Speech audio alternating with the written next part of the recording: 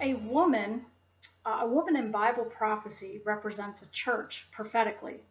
And what I'm going to be getting in here into today here is the church of Revelation 17:18, the woman that rides the beast, and her endeavor to rule the world with a one world government.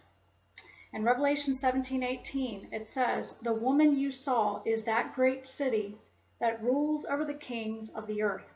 So according to Scripture, this woman represents a church. This church rules over the kings of the earth. And if you doubt this, read Revelation 17:18 for those of you who are seeking and wondering who this woman is. A woman in Bible prophecy always represents a church. This woman is a great city. So this church is likened by God to a city. It is a city. So the woman is a church. It is also a great city, which means it's vast, it's large, it has great influence, that rules over the kings of the earth.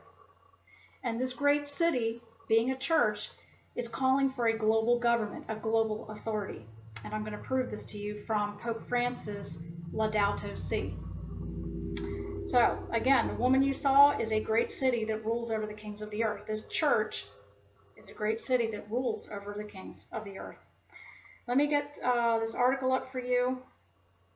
This is actually coming from a website called policestate.com, and I'm going to back this up with comments from Pope Francis from his Laudato Si. Let me see here. Let me show you this. This is from policestate.com. Vatican pushes for world government. Right here. So what did we just read in Revelation 17? A church, prophetically, because that's what a woman is a city which rules over the kings of the earth. The Vatican is that church. It is the Catholic Church is that woman that is prophesied in Revelation 17. And Vatican City is that great city which rules over the kings of the earth. And the Jesuits have taken over everything through Vatican City and through the papacy and through Rome.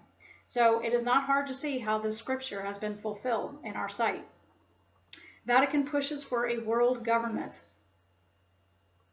Vatican City, Pope Francis has joined his papal predecessors in calling for a world government. In his latest encyclical letter, Laudato Si, the Vatican leader wrote a dissertation on environmentalism, laying out a litany of sins against Sister Earth, which he thinks should be combated by a new world political authority. It says here, it goes on to say from Laudato Si, the establishment of a legal framework needs to set clear boundaries. It says here, it is remarkable how weak international political responses have been. So he's saying that the political responses or the political authorities that already exist in the world have not done a good enough job at taking care of the earth, of handling economic crisis.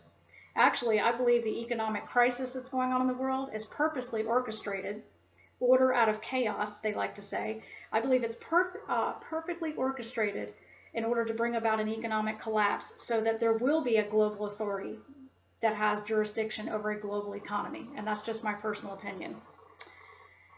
He says here, enforceable international agreements are urgently needed.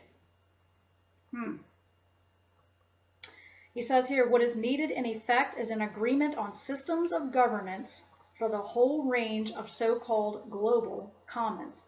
And all these comments are being taken out of the Laudato Si from Pope Francis.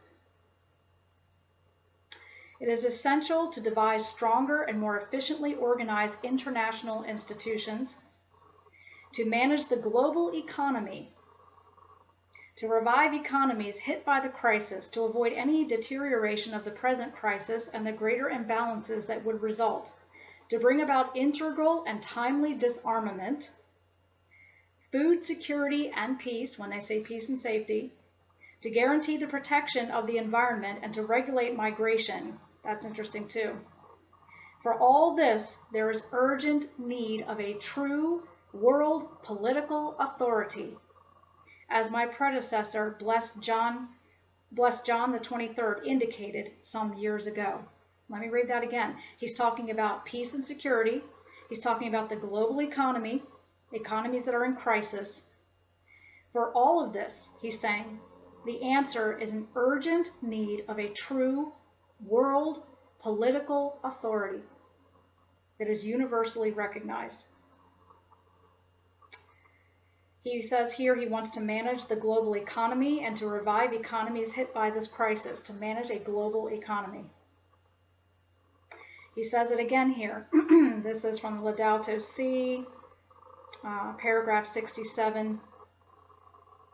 There is urgent need of a true world political authority, as my predecessor, Pope John the 23rd, indicated some years ago. So he repeated this twice in a previous paragraph and again here. Such an authority would need to be universally recognized and to be vested with the effective power to ensure security for all. A global authority would need to be universally recognized and to be vested with the effective power to ensure security for all. And I want to get onto a different topic. A different site here. Who does the scripture say gives the man of sin his great seat and great authority? According to scripture, the dragon, that ancient serpent of old.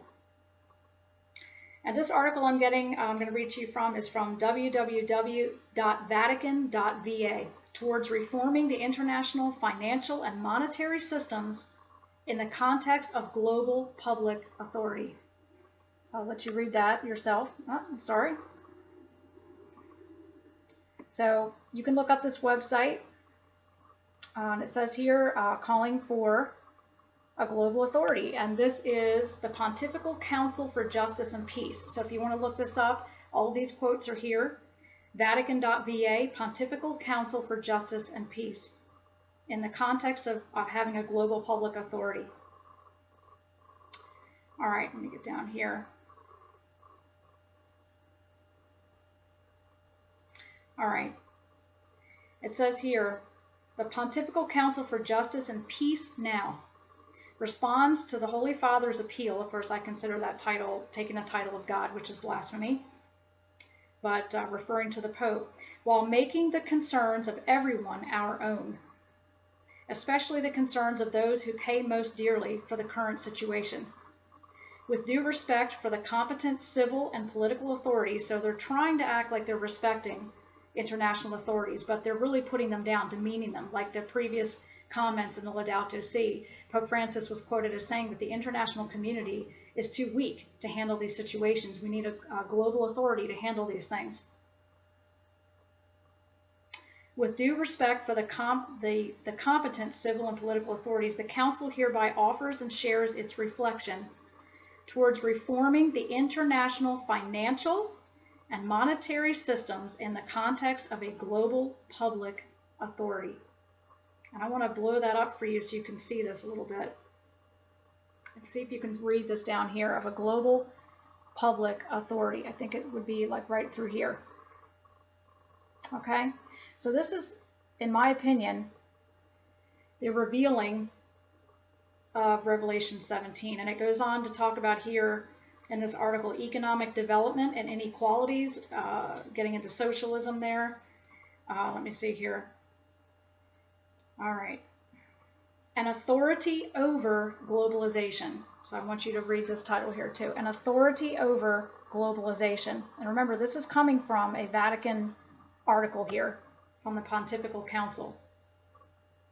On the way to building a more fraternal and just human family, and even prior to that, a new humanism open to transcendence, Blessed Pope John's teaching seems especially timely. In the prophetic encyclical letter Pacem in Terris of 1963, he observed that the world was heading towards ever greater unification. It says here, he then acknowledged the lack of correspondence in the human community between political organization on a world level, and the objective needs to be the universal common good. In view of the unification of the world engendered by the complex phenomenon of globalization, and of the importance of guaranteeing, in addition to other collective goods, the good of a free, stable world economic and financial system needs to be implemented, he says. This seems obvious if we consider the fact that the agenda of questions to be dealt with globally is becoming even longer. All right.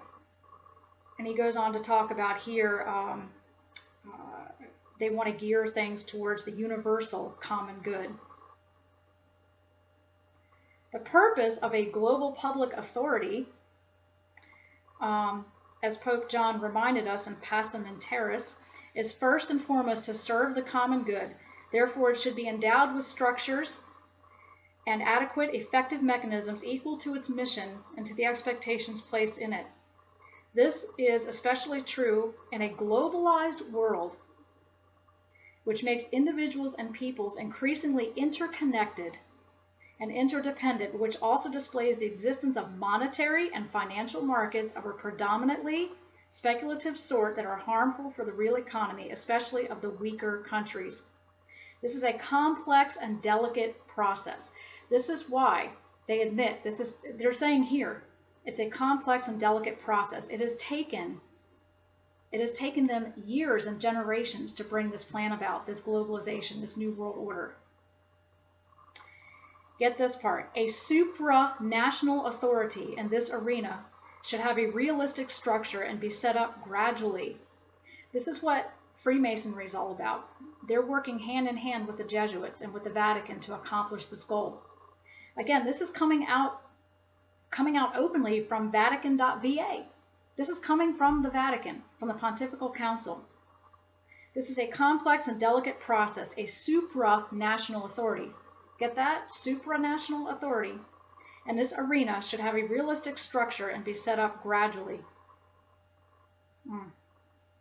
It is a matter of an authority with a capital A with a global reach that needs to be imposed.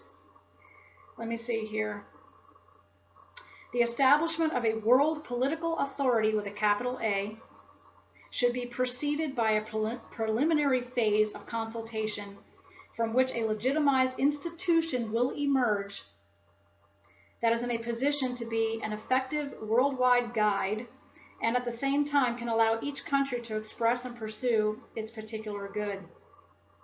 A supranational institution, the expression of a community of nations, it talks about here. What is valid on a national level is also valid on a global level. All right. And it goes on and on to talk about this global authority. All right. Point number 4 says reforming the international financial and monetary systems. That to me is clearly Revelation 13 coming to pass. All right. And then it goes on with conclusions about why reforming the global international economy and having a global public authority is needed. Again, if you want to look this up, this is from Vatican.va, Pontifical Council for Justice and Peace in the context of a global public authority. So let's get back to Revelation 17. What does it say again? Revelation 17:18. The woman you saw is that great city who rules over the kings of the earth. In modern English, this is saying that church that you saw, because a woman represents church in Bible prophecy or in scripture. The woman you saw, or the church you saw, is a great city that rules over the kings of the earth. And I just gave you proof from the Laudato Si and Vatican.va of this scripture being fulfilled. A church that is a great city that rules over the kings of the earth. That spells global government and the New World Order to me, and the fulfillment of Daniel and Revelation. God bless you. Thank you for listening.